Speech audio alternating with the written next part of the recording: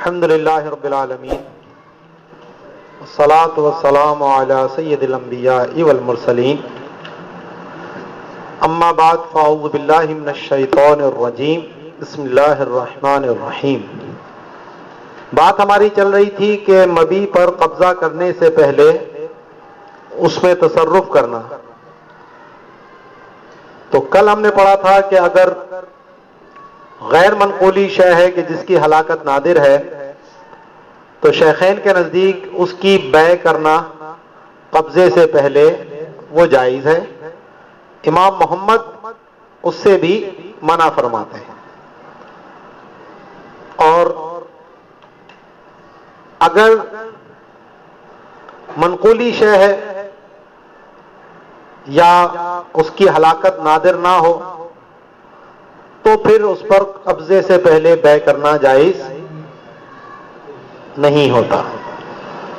اور اسی طرح کتابت کا مسئلہ بھی انہوں نے بیان کیا تھا۔ تو میں نے آپ کو بتایا تھا کہ کتابت جو ہے وہ درست ہے لیکن موقوف ہوتی ہے بائع کی اجازت پر۔ آگے فرماتے ہیں وَإِجَارَةٍ، کہ اجارہ بھی یعنی زمین اگر خریدی، مکان خریدا، دکان خریدی اور اس کو قبضہ لینے سے پہلے اگر اس کو کرائے پر دے دیا تو یہ بھی جائز نہیں ہے، کیونکہ جو اجارہ ہے وہ بیع المنافع ہے اور جو منافع ہیں ان کا حکم منقول کی طرح ہے۔ تو جب منقول کی طرح ہے تو اس لیے قبضے سے پہلے وہ جائز نہیں ہوگا۔ اس میں لیکن دوسرا قول جواز کا بھی موجود ہے، لیکن جو صحیح قول قرار دیا گیا وہ عدم جواز کے قول کو قرار دیا ہے۔ لیکن اس پہ تھوڑا سا ایک اشکال میرے دماغ میں ہے کہ منافع عین کے تابع ہوتے ہیں، تو جب عین کی بیع درست ہو رہی ہے ہلاکت نادر ہونے کی وجہ سے، تو اجارہ تو بدرجہ اولا ہونا چاہیے، کیونکہ منافع کا وجود عین سے ہی تو آئے گا۔ جب عین میں ہلاکت نہیں ہے تو منافع میں ہلاکت کیسے آئے گی؟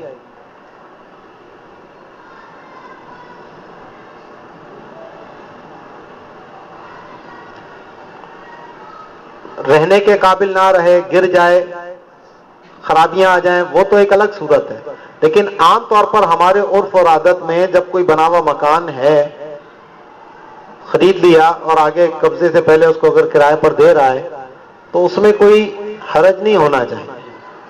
تو جو دوسرا قول ہے وہ ہمارے عرف اور عادت کے مطابق ہوتا ہے۔ عام طور پر لوگ انویسٹمنٹ کے مقصد کے لیے کوئی جگہ خریدتے ہیں اور آگے پھر وہی کرائے پر وہیں سے دے دیتے ہیں اور باقاعدہ اس کا کوئی قبضہ لین دین کا معاملہ بھی نہیں بھی ہوتا۔ تو اس لیے جو ہے یہ دوسرا والا جو قول ہے وہ موجودہ عرف کے زیادہ موافق ہے، تو اس لیے اجارہ درست ہونا چاہیے۔ اور اجارے سے مطلب یہ ہے کہ جو غیر منقولی شے ہے اس کے اجارے کی بات ہو رہی ہے۔ جو منقولی شے ہے مثلا کار خریدی اور ابھی قبضہ نہیں کیا اور اس کو کرائے پر دے دیا تو وہ تو عدم جواز ہے، اس کی کوئی گفتگو نہیں ہو رہی۔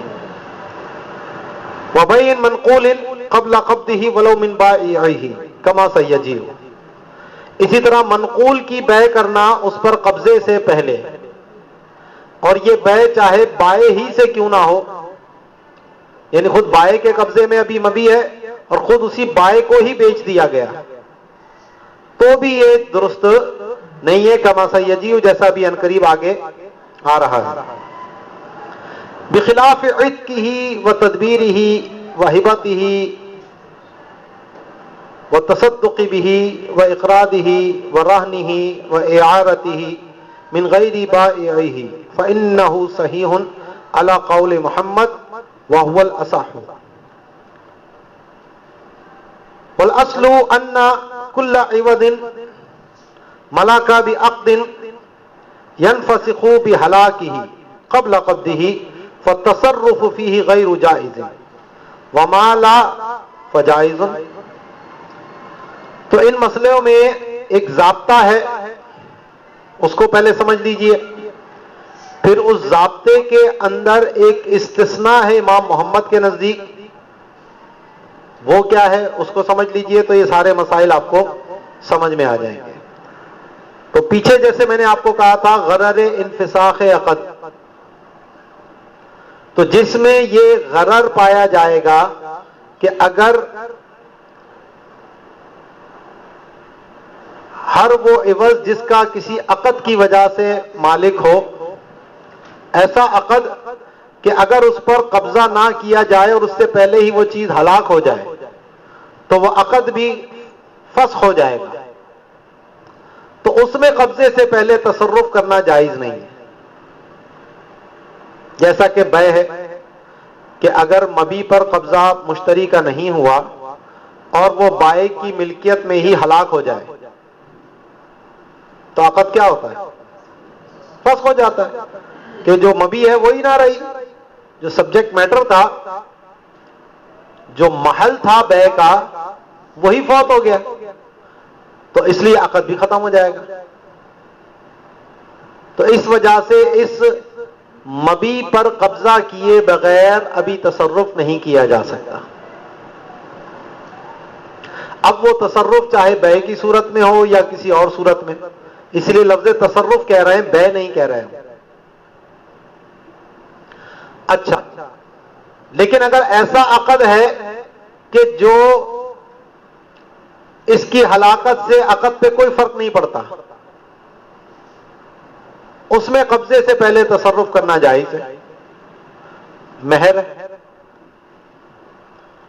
نکاح ہوا، عورت کے لیے مہر مقرر کیا، اور کوئی متعین چیز ہے، مثلا گائے کوئی متعین تھی، منقولی شے، ابھی اس پہ قبضہ نہیں کیا عورت نے، وہ اس کو آگے بیچ سکتی ہے.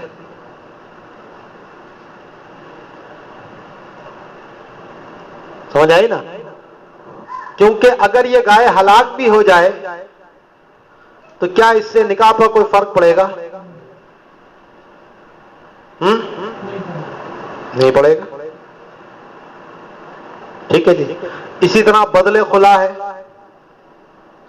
عورت کو خلا دی، عورت نے بدلے میں کوئی مال متعین کیا، فلاں مال خلا کے بدلے میں دے گی. ابھی مرد نے اس پہ قبضہ نہیں کیا، اس کو آگے بیع کر سکتا ہے کہ اگر یہ مال ہلاک بھی ہو جائے تو خلا پہ کوئی اثر نہیں پڑے گا. اسی طرح عتق علی مال ہے. اسی طرح اگر دم عمد کے بدلے میں صلح ہوئی ہے تو صلح کا جو بدل ہے وہ اگر متعین ہے تو اس میں بھی آگے قبضہ کیا جا سکتا ہے. ٹھیک ہے جی. تو پہلا ضابطہ سمجھ آ گیا، ہر وہ عوض کہ جس کا ایسے عقد کی وجہ سے مالک ہوا کہ اگر اس پر قبضہ کرنے سے پہلے وہ ہلاک ہو جائے تو وہ عقد ہی فسخ ہو جائے، تو اس پر ابھی قبضے سے پہلے تصرف جائز نہیں ہوتا.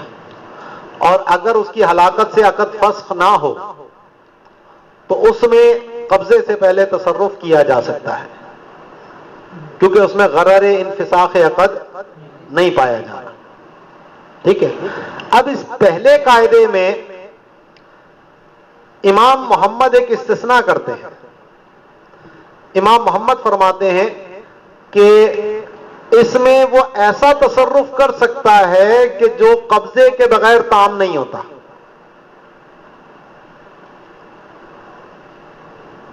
امام محمد نے اسی ضابطے سے اس کا استثناء کر دیا، جبکہ امام ابو یوسف جو ہیں وہ اس کو عموم پر رکھتے ہیں کہ کوئی بھی تصرف نہیں کیا جا سکتا، چاہے وہ قبضے سے تام ہوتا ہو یا قبضے کے بغیر تام ہوتا ہو.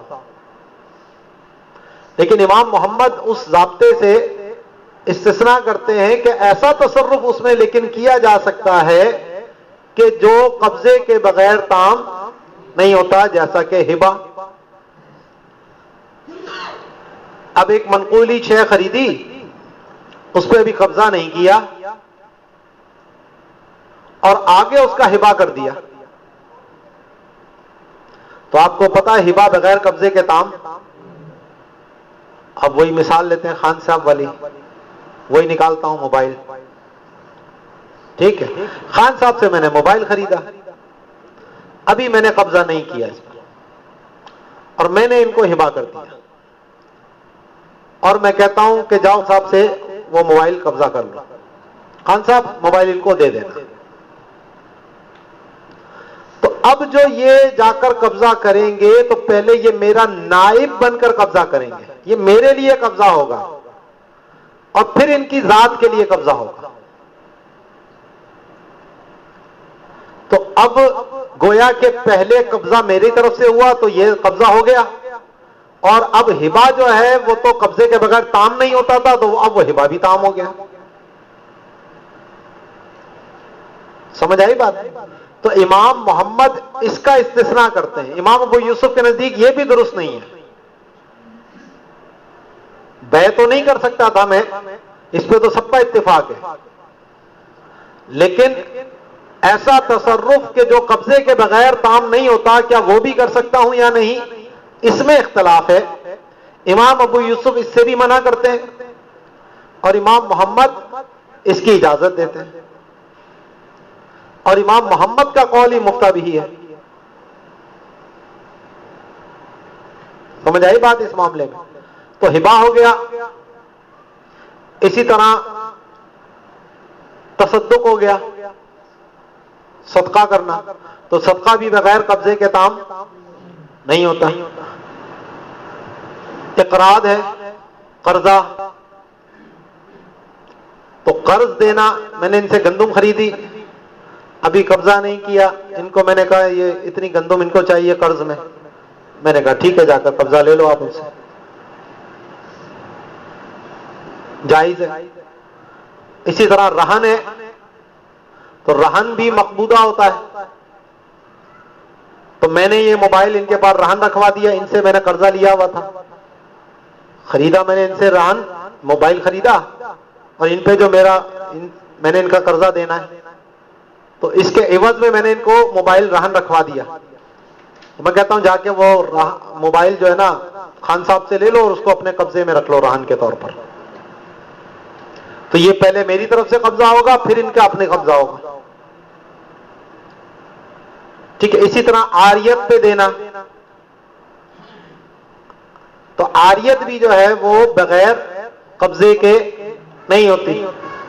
تو میں نے موبائل ان کو عاریتاً دے دیا، جاؤ استعمال کر لو، ان کو ضرورت تھی 2 دن کے لیے، میں نے کہا ٹھیک ہے خان صاحب سے لے لو، استعمال کر کے 2 دن بعد مجھے دے دینا. تو یہ ساری صورتیں امام محمد کے نزدیک جائز. سمجھ آئی؟ تو پہلا والا جو ضابطہ ہے وہ متفق علیہ ہے کہ ہر وہ عوض جس کا کسی ایسے عقد کی وجہ سے مالک ہوا کہ قبضے سے پہلے اگر وہ چیز ہلاک ہو جائے تو وہ عقد بھی فسخ ہو جائے گا، تو اس میں تصرف کرنا جائز نہیں ہے. اور اگر وہ عقد اس کی ہلاکت سے فسخ نہ ہو تو اس میں تصرف کرنا جائز ہے. ٹھیک ہے، اتنا ہو گیا اتفاق. لیکن پھر آگے تھوڑا سا استثناء آیا امام محمد کے نزدیک کہ اس ضابطے سے ان چیزوں کا استثناء ہے کہ جو قبضے کے بغیر تام نہیں ہوتے. تو ایسے تصرف کیے جا سکتے ہیں کہ جو قبضے کے بغیر تام نہیں ہوتے، جیسا کہ ہبہ ہے، تصدق ہے، رہن ہے، اعارہ ہے، قرض ہے. ٹھیک ہے جی. اچھا، اس میں ایک استثناء اور یہ بھی ہے کہ ایسا تصرف کیا کہ جو ریورس نہیں ہو سکتا، تو وہ بھی لازم ہو جاتا ہے، جیسا کہ عتق اور تدبیر ہے. غلام خریدا اور اس پر ابھی قبضہ نہیں کیا اور اس کو آزاد کر دیا تو وہ آزاد ہو گیا.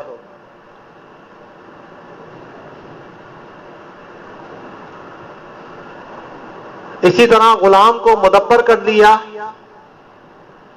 تو وہ مدبر بن گیا، کیونکہ یہ تصرف ایسا ہے کہ جو واپس نہیں ہو سکتا، نقد نہیں ہو سکتا، اس میں بعد کے ساتھ نقد، توڑنا، ختم کرنا. جو آزاد ہو گیا وہ واپس غلام نہیں بن سکتا، جو مدبر ہو گیا اس کی آزادی متحقق ہو گئی ہے، اب اس کو ریورس نہیں کیا جا سکتا. تو اس دو چیزوں کا بھی استثناء ہے اس قاعدے سے. تو اس لیے فرماتے بخلاف عتقہ و تدبیرہ، برخلاف غلام کے آزاد کرنے کے اور اس کو مدبر بنانے کے اور اس مبی کے ہبا کرنے کے، تصدق کرنے کے، اس کو قرض دینے پر، رہن، اعارہ، من غیر بائعہ، لیکن بائع کے علاوہ کسی اور کو، تو فإنہ صحیح. تو یہ سارے تصرفات درست ہیں امام محمد کے قول کے مطابق. وَهُوَ الْأَصَحُّ، اور یہی زیادہ صحیح قول ہے برخلاف امام ابو یوسف کے. اور اس میں اصل اور ضابطہ یہ ہے کہ ہر وہ عوض جس کا مالک ہوا ایسے عقد کی وجہ سے کہ جو عقد فسخ ہو جائے گا اس پر قبضے سے پہلے ہلاک ہونے کے سبب، تو اس میں تصرف کرنا جائز نہیں ہے. اور جو فسخ نہیں ہوگا تو اس پہ تصرف کرنا جائز ہے. علامہ عینی نے یہ بات بیان کی، لیکن جو امام محمد کا استثناء ہے وہ انہوں نے شارح نے بیان نہیں کیا، وہ نیچے علامہ شامی نے بیان کیا. ثم قال محمد کل تصرف لا یتم الا بالقبض کالہبۃ والصدقۃ والرہن والقبض فهو جائز لانہ یکون نائبا عنہ، کیونکہ قبضہ کرنے والا پہلے اصل کی طرف سے نائب ہوگا. ثم یصیر قابضا لنفسہ، پھر اپنی ذات کے لیے قبضہ کرنے والا ہوگا. ٹھیک ہے جی. تو اب ماتن جو تھے وہ امام محمد کے قول پر چلے ہیں، تو اس لیے شارح کو امام محمد کا بھی یہ قول ذکر کرنا چاہیے تھا تاکہ پتا ہو کہ اس کی وجہ کیا ہے. والمنقول لو وهبه من البائع قبل قبضه فقبله البائع انتقد البيع، ولو باعه منه قبله لم يصح هذا البيع ولم ينتقد البيع الاول لان الهبة مجاز عن الاقالة بخلاف بیعہ قبلہ فإنہ باطل مطلقا. جوہرہ قلت وفی المواہب وفسد بیع المنقول قبل قبضہ انتہا ونفی الصحۃ یحتملہما فتدبر. فرماتے ہیں کہ اگر منقولی شے کو ابھی قبضہ نہیں کیا اور اسی بائع کو ہبا کر دیا اور اس بائع صاحب نے وہ قبول بھی کر لیا، تو بیع منتقد ہو گئی، ختم، کوئی سمن ومن نہیں دینا، کیونکہ یہ ہبا جو ہے یہ اقالے سے کنایہ قرار پائے گا. اب اگرچہ لفظ ہبا کہا اس نے، لیکن حقیقت میں یہ اس سابقہ بیع کو ختم کرنا ہے، اقالہ کرنا ہے. تو جب اقالہ ہو گیا تو نہ اس نے مبی دینی ہے اس کو، نہ اس نے اس کا سمن دینا، بات ختم ہو گئی. ہبا کا حکم تو یہ ہے. لیکن اگر وہ بیع کرتا ہے، بائع سے بھی قبضہ نہیں لیا اور اسی بائع کو ہی بیچ دیتا ہے دوبارہ، تو یہ دوسری والی بیع فاسد ہے، پہلی والی بیع صحیح ہے.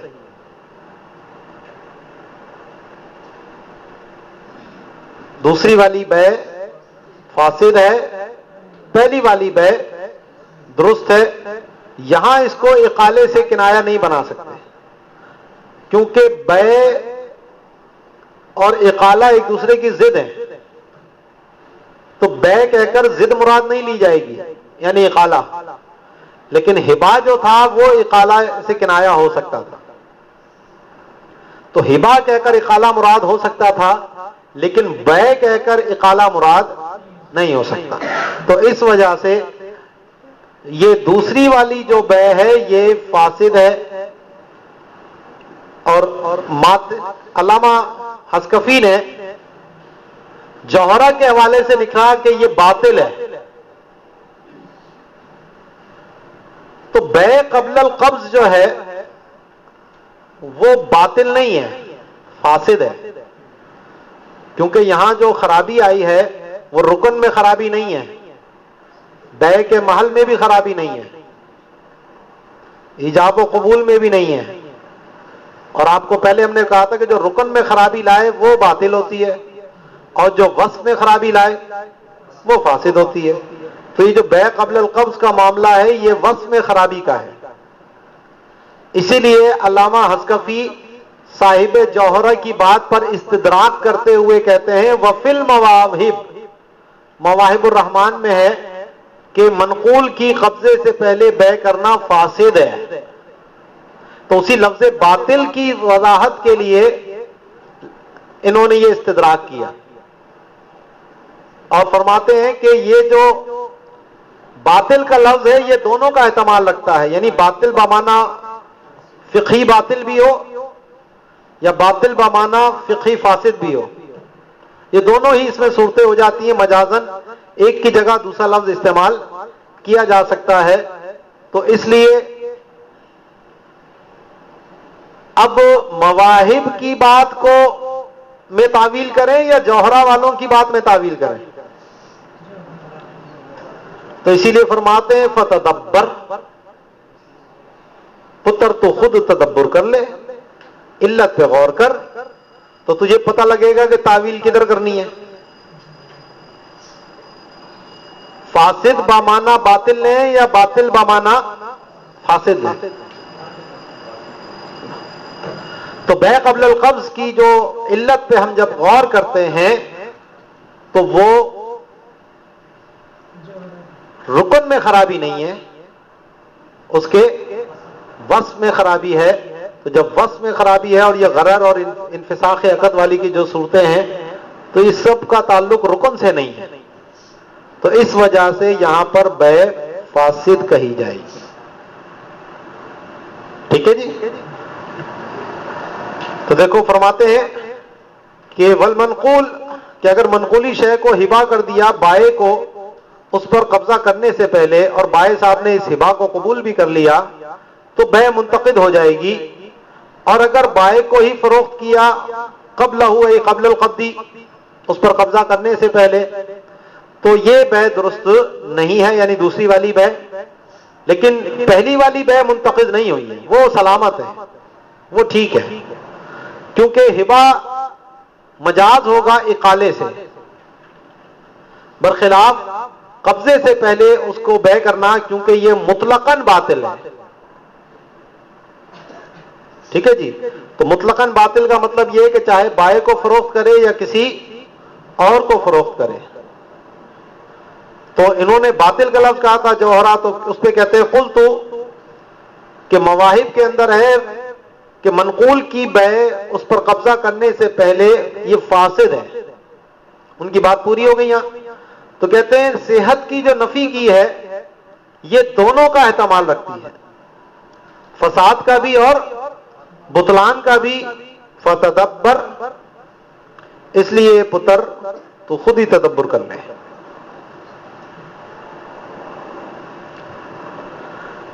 آگے بیع قبل القبض کا ہی ضمنی مسئلہ ہے، اسی کی فرع ہے یہ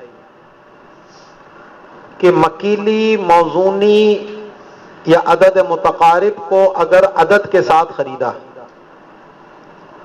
تو اس پر قبضہ اس وقت تک متحقق نہیں ہوتا جب تک کہ اس کو کیل نہ کر لیا جائے یا وزن نہ کر لیا جائے یا عدد کی گنتی نہ کر لی جائے، کیونکہ مکیلی، موزونی اور معدودی چیزوں پہ جب ایک مخصوص مقدار پر عقد ہوا ہے، بشرطِ کیل ہوا ہے یا بشرطِ وزن ہوا ہے یا بشرطِ عد ہوا ہے، تو جتنی مقدار ہے اتنی بائع مشتری کی ہوگی۔ اگر زیادہ آ گئی مبیع تو وہ واپس بائع کو دینی ہوگی، اور اگر کم آ گئی تو اس کا حق بائع کے پاس رہ گیا۔ تو اس میں قبضے کا تحقق بغیر کیل اور بغیر وزن یا بغیر گنتی کے نہیں ہوتا، اس لیے یہاں پر یہ کیل کی اور اس کی بات کی جاتی ہے۔ تو اب اگر دو بیع ہوئی ہیں تو دونوں طرف کیل ہونا ضروری ہے، یا دو بیع ہوئی ہیں وزن کے ساتھ تو دونوں طرف وزن ہونا ضروری ہے۔ مثلا بیع سلم ہوئی، مسلم فی گندم ہے، ہمارے عرف میں وزن کے ساتھ ہوتی ہے اس کی بیع، بیع سلم وزن کے ساتھ ہو سکتی ہے، نو ٹینشن۔ تو اب جو مسلم الیہ ہے، جو بیچنے والا ہے، اس نے مارکیٹ سے گندم خریدی، مثلا 100 من، ٹھیک ہے، اب 100 من گندم اس نے وزن کر کے لے لی۔ اب آگے وہ جو خریدار ہے جس کو رب السلم کہتے ہیں، اس نے اب اس کے حوالے کرنی ہے۔ تو اب جب وہ اس کے حوالے کرے گا تو پھر اس کو دوبارہ تولنا پڑے گا، کیونکہ یہ پہلا والا وزن تھا، یہ تو اس نے اپنی بیع کے حکم پہ قبضہ کیا تھا۔ اب یہ جو اس کی اور اس کی بیع ہے، رب السلم اور مسلم الیہ کی، تو اس کے تقاضے کے تحت اس میں دوبارہ کیل کا ہونا یا دوبارہ وزن کا ہونا ضروری ہے۔ تو جس حدیث میں یہ کہا کہ نبی کریم علیہ الصلوۃ والسلام نے طعام کی بیع سے منع کیا جب تک کہ اس میں 2 صاع جاری نہ ہو جائیں، ایک بائع کا اور ایک مشتری کا۔ تو مثلا میں تھا، میں نے بیع سلم کی تھی ان سے، اور اب میں نے اس سلم کی ادائیگی کے لیے ان سے گندم خریدی، تو اب یہ میرا صاع جاری ہوا اس کے اندر، اور پھر اب جب میں ان کو بیچوں گا تو یہ اپنا صاع جاری کریں گے، یعنی 2 مرتبہ اس میں تول یا 2 مرتبہ اس میں کیل پایا جائے گا۔ انشاءاللہ اس پہ گفتگو آگے مزید کریں گے۔